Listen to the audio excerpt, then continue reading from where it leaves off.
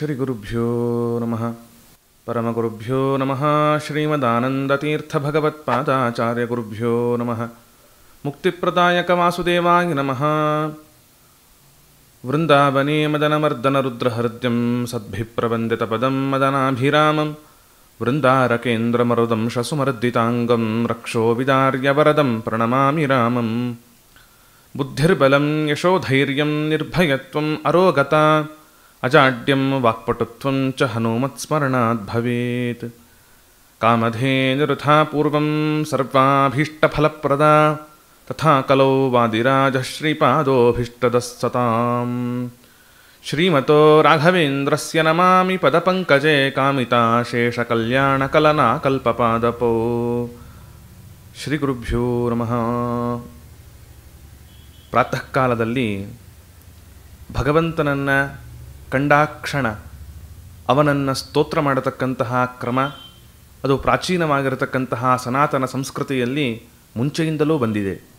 ಈ ಹಿನ್ನೆಲೆಯಲ್ಲಿ ಭಗವಂತನನ್ನು ದರ್ಶನ ಮಾಡಿದ ತಕ್ಷಣ ಮಾಡುವ ಒಂದು ಸ್ತೋತ್ರ ಅದು ರಮೇಶ ಸ್ತುತಿ ಎಂಬುದಾಗಿ ಭಾವಿಸಮೀರರಾಗಿರತಕ್ಕಂತಹ ವಾದಿರಾಜಗುರು ಸಾರ್ವಭೌಮರು ಈ ರಮೇಶ ಸ್ತುತಿಯನ್ನು ರಚನೆ ಮಾಡಿ ಸಜ್ಜನ ಪ್ರಪಂಚಕ್ಕೆ ಅನುಗ್ರಹವನ್ನು ಮಾಡಿದ್ದಾರೆ. ಈ ಕೃತಿಗೆ ಒಂದು ಚಿಂತನೆಯನ್ನು, ಅದರ ಶ್ಲೋಕ, ತದನಂತರದಲ್ಲಿ ಅದರ ವಿವರಣೆಯನ್ನು ಯಥಾಮತಿಯಾಗಿ ನೋಡತಕ್ಕವರಾಗೋಣ. ಶ್ರೀ ಗುರುಭ್ಯೋ ನಮಃ.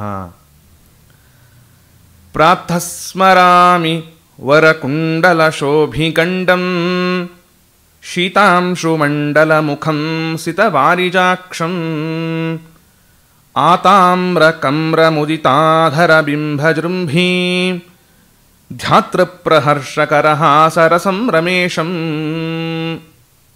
ಇದು ಮೊದಲ ಶ್ಲೋಕ. ಇದರ ಒಂದು ತಾತ್ಪರ್ಯ ಹೇಗಿದೆ?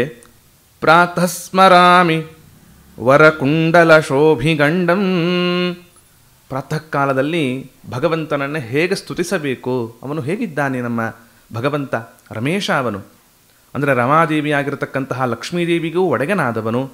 ಅವನ ರೂಪದ ಚಿಂತನೆ ಹೀಗಿದೆ ನೋಡಿ. ವರಕುಂಡಲ ಶೋಭಿಗಂಡಂ, ಆತನ ಗಂಡಸ್ಥಲಗಳು ಅಂದರೆ ಕಪೋಲಗಳು ಅದು ಅತ್ಯಂತ ಶ್ರೇಷ್ಠವಾದದ್ದು. ಅದರ ಮೇಲೆ ಕುಂಡಲಗಳಿಂದ ಶೋಭಾಯಮಾನವಾಗಿ ಇದ್ದಾನೆ. ಕುಂಡಲಗಳನ್ನು ಧಾರಣೆ ಮಾಡಿಕೊಂಡು ಶೋಭಾಯಮಾನವಾಗಿ ಕಾಣ್ತಾ ಇದ್ದಾನೆ. ಕುಂಡಲಗಳಿಂದ ಭಗವಂತನಿಗೆ ಶೋಭೆಯಲ್ಲ, ಭಗವಂತನಿಂದ ಕುಂಡಲಗಳಿಗೆ ಶೋಭೆ ಅಂತ ಒಂದರ್ಥ. ಎರಡನೆಯದ್ದು, ಕುಂಡಲಗಳು ಸಾಕ್ಷಾತ್ ಲಕ್ಷ್ಮೀದೇವಿಗೆ ಸ್ವರೂಪಗಳೇ ಆಗಿವೆ. ಆದ್ದರಿಂದ ಗಂಡಸ್ಥಲಗಳು ಶ್ರೇಷ್ಠವಾದ ಕುಂಡಲಗಳಿಂದ ಶೋಭಿಸುತ್ತಿವೆ ಅಂತ ಅರ್ಥ. ವರಕುಂಡಲ ಶೋಭಿಗಂಡಂ ಶೀತಾಂಶು ಮಂಡಲ ಮುಖಂ ಸಿತವಾರಿಜಾಕ್ಷಂ. ಶೀತಾಂಶು ಅಂದರೆ ಚಂದ್ರ, ಶೀತಾಂಶು ಮಂಡಲ ಮುಖಂ, ಚಂದ್ರಮಂಡಲದಂತಹ ಮುಖದ ಕಾಂತಿ ನಮ್ಮ ರಮೇಶನ ಕಾಂತಿ. ಆದ್ದರಿಂದ ಆತನ ಮುಖ ಹೇಗಿದೆ? ಶೀತಾಂಶು ಮಂಡಲ ಮುಖಂ ಸಿತವಾರಿಜಾಕ್ಷಂ. ಆತನ ಕಣ್ಣುಗಳು ಸಿತ ಅಂದರೆ ಬಿಳಿಯ ಕಮಲ, ಹೇಗಿದೆ ಬಿಳಿಗೆ ತಾವರೆ, ಬಿಳಿಗೆ ತಾವರೆಯಂತಹ ಕಂಗಳುಳ್ಳವನು ನಮ್ಮ ಸ್ವಾಮಿ.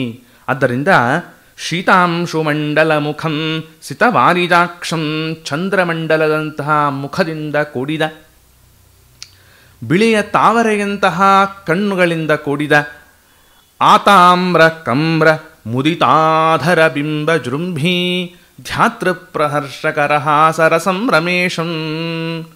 ಭಗವಂತನ ಆ ಮುಖಾರವಿಂದದಲ್ಲಿ ಸುಂದರವಾದ ನಗು ತೋರ್ತಾ ಇದೆ ಅಂತ. ಅದು ಎಂಥದ್ದು ಅಂದರೆ ಅವನ ಅಧರ, ಅವನ ತುಟಿ ಕೆಂಪಾದ ತುಟಿ. ಎಂಥದ್ದು? ಆತಾಮ್ರ ಕಮ್ರ ಮುದಿತಾಧರ ಬಿಂಬ ಜೃಂಭೀ. ಸುಂದರವಾದ ತಾಮ್ರ, ಅದರ ಕೆಂಪು ಬಣ್ಣದಿಂದ ಕೂಡಿದ ತುಟಿಯ ಮೇಲೆ ಶೋಭಾಯಮಾನವಾಗುವ ಆ ಮಂದಹಾಸ ಇದೆಯಲ್ಲ, ಆ ಮಂದಹಾಸ ಧ್ಯಾತೃಪ್ರಹರ್ಷ ಕರಹಾಸರಸಂ ರಮೇಶಂ. ಯಾರು ಆ ಭಗವಂತನನ್ನು ಧ್ಯಾನ ಮಾಡ್ತಾ ಇದ್ದಾರೆ ಅಂಥವರಿಗೆ ಪ್ರಹರ್ಷಕರಂ, ಪ್ರಕೃಷ್ಟವಾದ ಸಂತೋಷವನ್ನು ಉಂಟು ಮಾಡುವ ಮಂದಹಾಸದಿಂದ ಕೂಡಿದ ಆತನ ಅಧರ, ಆತಾಮ್ರಕಮ್ರ ಮುದಿತಾಧರ ಬಿಂಬ ಜೃಂಭಿ.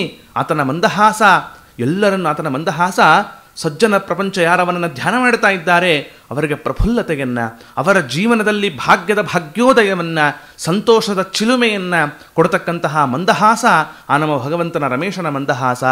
ಆದ್ದರಿಂದ ಹೇಳ್ತಾರೆ, ಆತಾಮ್ರ ಕಮ್ರ ಮುದಿತಾಧರ ಬಿಂಬ ಜೃಂಭೀ ಧ್ಯಾತೃಪ್ರಹರ್ಷಕರ ಹಾಸರಸಂ ರಮೇಶಂ. ಅಂತಹ ರಮೇಶನನ್ನು ನಾನು ಸ್ತೋತ್ರ ಮಾಡುತ್ತೇನೆ ಅಂತನ್ನುವುದು ಮೊದಲ ಪದ್ಯದ ವಿವರಣೆ. ತದನಂತರದಲ್ಲಿ ಮುಂದಿನ ಪದ್ಯ ಹೀಗಿದೆ. ಪ್ರಾತರ್ಭಜಾಮಿ ಶುಭ ಕೌಸ್ತುಭ ಕಂಬುಕಂಠಂ ಸ್ಫಿತಾತ್ಮವಕ್ಷಸಿ ವಿರಾಜಿತ ಭೂರಿಹಾರಂ ಭೀತಸ್ವಭಕ್ತ ಭಯಭಂಜನ ಪಾಣಿಪದ್ಮಂ ಶಾತೋದರಾರ್ಪಿತ ಜಗದ್ಭರಮಬ್ಜನಾಭಂ. ಪ್ರಾತರ್ಭಜಾಮಿ, ಭಜ ಅಂದರೆ ಭಜ ಸೇವಾಯಾಮ್ ಎನ್ನುವಂತೆ ಅವನನ್ನು ಸೇವಿಸುತ್ತೇನೆ. ಪ್ರಾತರ್ಭಜಾಮಿ, ಎಂಥವನವನು? ಶುಭ ಕೌಸ್ತುಭ ಕಂಬು ಕಂಠಂ, ಅವನ ಕಂಠ ಕಂಬು ಅಂದರೆ ಶಂಖದಂತಹ ಕಂಠ, ಆ ರಮೇಶನ ಕಂಠ.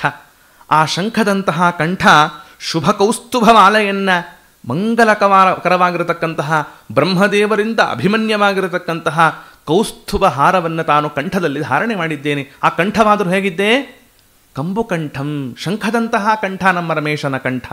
ಆದ್ದರಿಂದ ಅಂತಹ ಭಗವಂತನನ್ನು ಪ್ರಾತರ್ಭಜಾಮಿ ಶುಭ ಕೌಸ್ತುಭ ಕಂಬು ಕಂಠಂ, ಮತ್ತೇನು? ಸ್ಫಿತಾತ್ಮವಕ್ಷಸಿ ವಿರಾಜಿತ ಭೂರಿಹಾರಂ, ಬಹಳ ವಿಶಾಲವಾದ ವಿಶಾಲವಾದ ವಕ್ಷಸ್ಥಲದಲ್ಲಿ ಭೂರಿಹಾರಂ, ಅದ್ಭುತವಾಗಿರತಕ್ಕಂಥ ಹಾರವನ್ನು ಹಾಕಿಕೊಂಡಿದ್ದಾನೆ. ಭೀತಸ್ವಭಕ್ತ ಭಯಭಂಜನ ಪಾಣಿ ಪದ್ಮಂ, ಯಾರು ಭೀತರಾಗಿದ್ದಾರೋ, ಸಂಸಾರದಲ್ಲಿ ಭಯಗ್ರಸ್ತರಾಗಿ ಇದ್ದಾರೋ, ಅಂತಹ ಭಯಗ್ರಸ್ತನಾಗಿರತಕ್ಕಂತಹ ಜನರುಗಳ ಭಯವನ್ನು ಭಂಜನ ಮಾಡುವ ಭೀತಸ್ವಭಕ್ತ ಭಯಭಂಜನ ಪಾಣಿಪದ್ಮಂ, ಅವನ ಆ ಅದ್ಭುತವಾಗಿರತಕ್ಕಂತಹ ಅಭಯ ಮುದ್ರೆ ಇದೆಯಲ್ಲ, ಆ ಅಭಯ ಮುದ್ರೆ ಯಾರು ಭಯಪಟ್ಟಿದ್ದಾರೆ ಅವರಿಗೆ ಅಭಯವನ್ನು ತೋರುತ್ತಾ ಇದೆ, ಭಯವನ್ನು ಭಂಜನ ಮಾಡತಕ್ಕಂಥದ್ದಾಗಿದೆ. ಅಂತಹ ಪಾಣಿಪದ್ಮವುಳ್ಳವನು.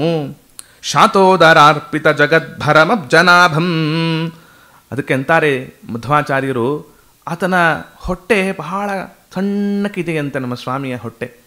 ದ್ವಾದಶ ಸ್ತೋತ್ರದಲ್ಲಿ ಹೇಳ್ತಾರೆ, ಆ ಪುಟ್ಟ ಹೊಟ್ಟೆಯಲ್ಲಿ ಬ್ರಹ್ಮಾಂಡವನ್ನು ಧಾರಣೆ ಮಾಡಿದ್ದಾನೆ ನಮ್ಮ ಸ್ವಾಮಿ. ಹಾಗೆ ವಾದಿರಾಜರು ಇಲ್ಲಿ ಹೇಳ್ತಾರೆ, ಕೃಶವಾದ ಹೊಟ್ಟೆಯಲ್ಲಿ ಶಾತೋದರಾರ್ಪಿತ ಜಗದ್ಭರಮಬ್ಜನಾಭಂ. ನೋಡಪ್ಪ, ಏನು ಇಲ್ಲವೇ ಇಲ್ಲ ಅಂತ ಕಾಣಬೇಕು, ಸಣ್ಣನ ಹೊಟ್ಟೆ.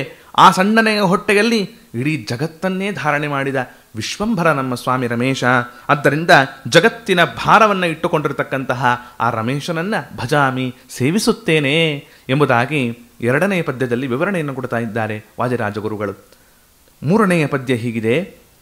ಪ್ರಾತರ್ನಮಾಮಿ ಶುಭ ಕಿಂಕಿಣಿ ಮೇಖಲಾಂಗಂ ಪೀತಾಂಬರಂ ಕರಿಕರೋರು ಮುದಾರಜಾನುಂ ಖ್ಯಾತಾಂಘರ್ಯುಗ್ಮ ರುಚಿರಂಜಿತ ಕಂಜಜಾತ ವಾತಾದ್ವಿದೇವ ವರಮೌಲಿಮಣಿಂ ಮುಕುಂದಂ. ಆ ನಮ್ಮ ಸ್ವಾಮಿ ಪ್ರಾತರನ್ನಮಾಮಿ, ರಮೇಶನನ್ನು ಪ್ರಾತಃ ಕಾಲದಲ್ಲಿ ನಮಸ್ಕರಿಸುತ್ತೇನೆ.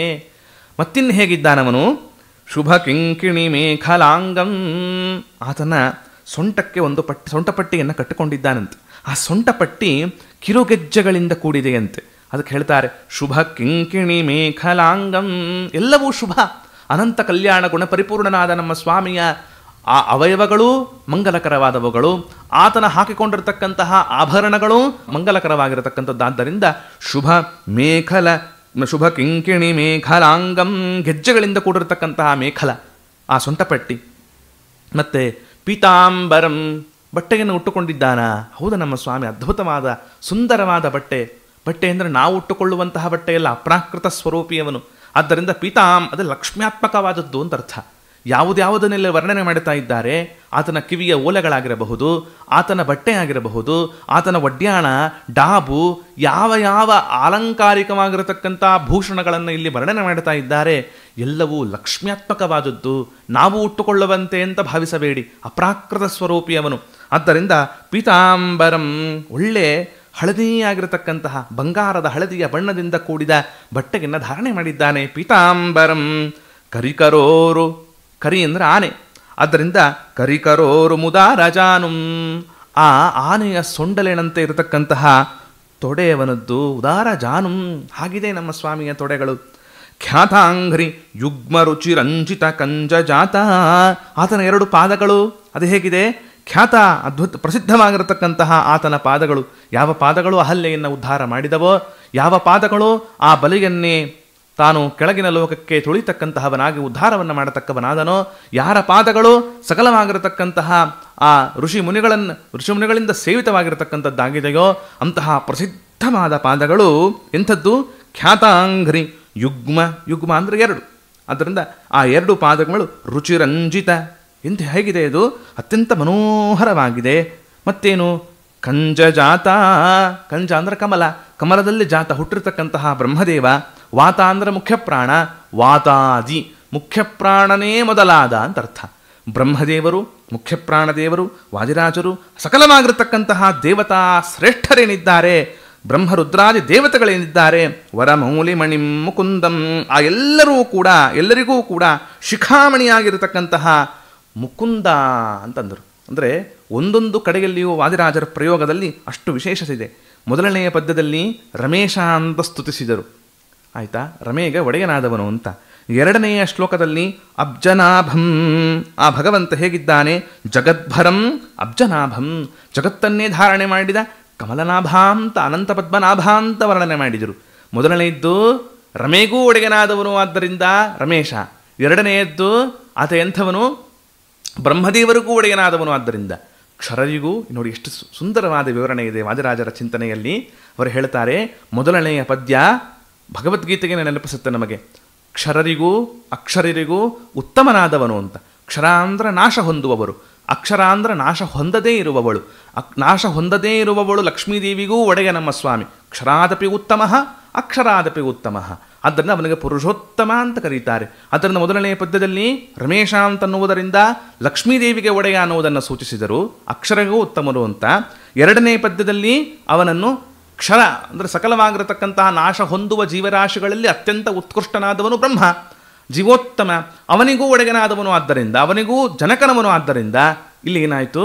ಆ ಭಗವಂತನನ್ನು ಅಬ್ಜನಾಭ ಅಂತ ವರ್ಣನೆ ಮಾಡಿದರು. 3ನೇ ಪದ್ಯದಲ್ಲಿ ಮುಕುಂದಂ ಅಂದರು. ಏನು ಸ್ವಾರಸ್ಯ ಏನು ಗೊತ್ತಾ? ಮುಕುಂದ ಅಂದರೆ ಮೋಕ್ಷ ಕೊಡುವವ ಅಂತ. ಯಾರಿಗೆ? ಕಂಜಜಾತ ವಾತಾದಿ ಅಂದರೆ ಏನು? ಬ್ರಹ್ಮದೇವರಿಂದ ಪ್ರಾರಂಭ ಮಾಡಿಕೊಂಡು ವಾಯುದೇವರು ಸಕಲವಾಗಿರತಕ್ಕಂತಹ ದೇವತೆಗಳಿಗೆ, ಸಾತ್ವಿಕ ಜೀವರಾಶಿಗಳಿಗೆ, ಮಾನುಷೋತ್ತಮರವರೆಗೆ ಎಲ್ಲರಿಗೂ ಕೂಡ ಮುಕುಂದಂ ಮೋಕ್ಷವನ್ನು ಕೊಡುವ ನಮ್ಮ ಸ್ವಾಮಿ ಅಂಥವನನ್ನು ಭಜನೆ ಮಾಡಿ. ಅಂದರೆ ಪ್ರಾತಃ ಕಾಲದಲ್ಲಿ ಎದ್ದಾಕ್ಷಣದಲ್ಲಿ ನಾವು ಆ ಭಗವಂತನ ರೂಪವನ್ನು ಚಿಂತನೆ ಮಾಡುವಾಗ ಮಧ್ವಮತದ ಚಿಂತನೆಯೂ ನಮಗೆ ಬರಬೇಕು, ಭಗವಂತನ ಆಕೃತಿಯೂ ನಮ್ಮ ಕಣ್ಣ ಮುಂದೆ ಬರಬೇಕು, ಮೋಕ್ಷವನ್ನು ಕರುಣಿಸುವ ಒಂದು ಸೌಭಾಗ್ಯದ ರೂಪ ನಮ್ಮ ಕಣ್ಣ ಮುಂದೆ ಪ್ರಕಟವಾಗಬೇಕು. ಆ ರೀತಿಯಲ್ಲಿ ವಾದಿರಾಜರು ಈ ಸ್ತೋತ್ರವನ್ನು ನಮಗೆ ಮಾಡಿಕೊಟ್ಟಿರತಕ್ಕವರಾಗಿದ್ದಾರೆ ಸಜ್ಜನ ಪ್ರಪಂಚಕ್ಕೆ. ಕೊನೆಯ ಪದ್ಯ ಹೀಗಿದೆ: ವಾದಿರಾಜಗತಿ ಪ್ರೋಕ್ತಂ ಶ್ಲೋಕತ್ರಯಮಿದಂ ಶುಭಂ ಪ್ರಾತಃ ಕಾಲೇ ಪಠನ್ಮರ್ತ್ಯ ಪಾಪೇಭ್ಯ ಪ್ರವಿಮುಚ್ಯತೆ. ಇದನ್ನು ಬರೆದವರು ಯಾರು? ವಾದಿರಾಜಗತಿ ಪ್ರೋಕ್ತಂ, ಸಾಕ್ಷಾತ್ ವಾದೀವ ಮೃಗರಾಜೋಹಂ ವಾದಿರಾಜೋಹಂ ಭಜೆ ಎಂಬುದಾಗಿ ವಾದಿಗಳೆಂಬ ಆನೆಗಳಿಗೆ ಸಿಂಹಪ್ರಾಯನಾಗಿರತಕ್ಕಂತಹ ನಮ್ಮ ಭವಿಸಮೀರರಾಗಿರತಕ್ಕಂತಹ ವಾದಿರಾಜ ಗುರುಗಳಿಂದ ಪ್ರೋಕ್ತಂ ಹೇಳಿರತಕ್ಕಂತಹ ಶ್ಲೋಕತ್ರಯಮಿದಂ ಶುಭಂ. ಈ 3 ಶ್ಲೋಕಗಳು ಅತ್ಯಂತ ಮಂಗಲಕರವಾದವುಗಳಪ್ಪ. ಪ್ರಾತಃ ಕಾಲ, ಯಾರು ಪ್ರಾತಃ ಕಾಲದಲ್ಲಿ ಪಠನ್ ಇದನ್ನು ಪಾರಾಯಣ ಮಾಡತಕ್ಕಂತಹವರಾಗತಾರೋ ಅಂತಹ ಮರ್ತ್ಯ, ಅಂತಹ ಮನುಷ್ಯನು ಪಾಪೇಭ್ಯ ಪ್ರವಿಮುಚ್ಯತೆ. ಏನು ಪಾಪಗಳನ್ನು ಮಾಡಿದ್ದಾನೆ ಹಿಂದಿನ ದಿನದಲ್ಲಿ, ಹಿಂದಿನ ರಾತ್ರಿ ಪೂರ್ತಿ, ಹಿಂದಿನ ದಿನದ ರಾತ್ರಿಗೆಲ್ಲ, ಯಾಕಂದರೆ ಬೆಳಗ್ಗೆ ಪ್ರಾರ್ಥನೆ ಮಾಡ್ತಾ ಇದ್ದಾನೆ, ಆ ಎಲ್ಲ ಪಾಪಗಳೂ ಕೂಡ ಸಮಗ್ರವಾದ ಪಾಪಗಳು ಪ್ರವಿಮುಚ್ಯತೆ, ಅವುಗಳಿಂದ ಅವನು ಮುಕ್ತನಾಗ್ತಕ್ಕವನಾಗುತ್ತಾನೆ ಈ ಶ್ಲೋಕದ ಎಂದು ರಮೇಶ ಸ್ತುತಿಗೆ ಪಾರಾಯಣದಿಂದ ಅಂತ ಈ ಪ್ರಕಾರ ಹೇಳ್ತಾ ಇದ್ದಾರೆ. ಈ ಅರ್ಥ ಚಿಂತನೆಯಿಂದ ನಾವು ಆ ರಮೇಶ ಸ್ತುತಿಯನ್ನು ಪಾರಾಯಣ ಮಾಡೋಣ ಅಂತ ಹೇಳ್ತಾ ಈ ಕಥಾಭಾಗವನ್ನು ಪ್ರಸಾರ ಮಾಡಿರತಕ್ಕಂತಹ ಜ್ಞಾನವಾಹಿನಿ ಬಹಳ ವಿಶೇಷವಾಗಿರತಕ್ಕಂತಹ ಕಾರ್ಯಕ್ರಮವನ್ನು ಹಮ್ಮಿಕೊಂಡಿದೆ. ಯಾವುದನ್ನು ಸಾಧಕ ಪ್ರಾತಃ ಕಾಲದಿಂದ ಹಿಡಿದುಕೊಂಡು ಸಾಯಂಕಾಲದವರೆಗೂ ಏನೇನು ಮಾಡಬಹುದೋ ಆ ಎಲ್ಲ ಕ್ರಮಗಳನ್ನು ಕೂಡ ತಿಳಿಸುವ, ಸಜ್ಜನ ಪ್ರಪಂಚಕ್ಕೆ ತಿಳಿಸುವ ಮಹದುದ್ದೇಶವನ್ನು ಹಮ್ಮಿಕೊಂಡಿದ್ದಾರಾದ್ದರಿಂದ ಆ ಮುಖಾಂತರ ನೀವೆಲ್ಲ ಏನು ಈ ಶ್ರವಣ ಮಾಡ್ತಾ ಇದ್ದೀರಿ, ಎಲ್ಲರಿಗೂ ಕೂಡ ಶುಭವಾಗಲಿ ಅಂತ ಹೇಳ್ತಾ ಶ್ರೀಕೃಷ್ಣಾರ್ಪಣಮಸ್ತು.